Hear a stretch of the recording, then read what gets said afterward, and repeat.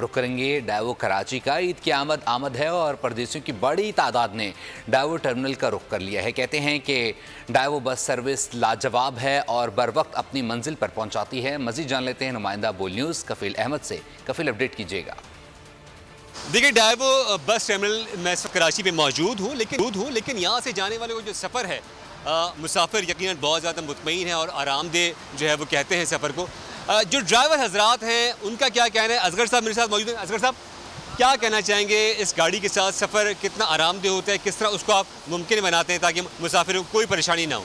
Sir, मुमकिन यही होता है कि हम आराम से यानी कि स्लो स्पीड चलते हैं, गलत ओवरटेकिंग नहीं करते और पैसेंजर ज़्यादा हार्न यूज़ नहीं करते। पैसेंजर सुकून से सफ़र करते हैं उससे।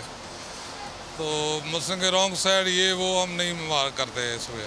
और इस वक्त सूरत हाल है कि मुसाफिर बैठ रहे हैं गाड़ियों में, बैठ गए ख्वाब लाहौर के लिए, एबटाबाद के लिए और दीगर शहरों के लिए। साकिब साहब जो कि यहाँ के रीजनल हेड है, साकिब साहब क्या तैयारियाँ हैं, क्या कहना चाहेंगे ओवरऑल, और सेंटिमेंट कैसे है? मुसाफिरों की कितनी तादाद जो है वो कराची से रवाना हो रही है?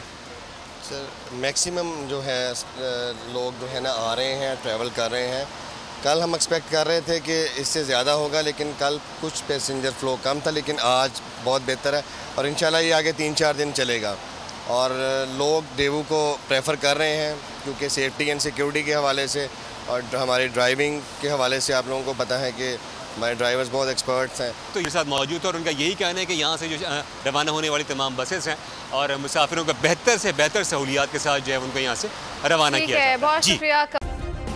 सब्सक्राइब करें और बेल दबाएं ताकि कोई खबर रह न जाए।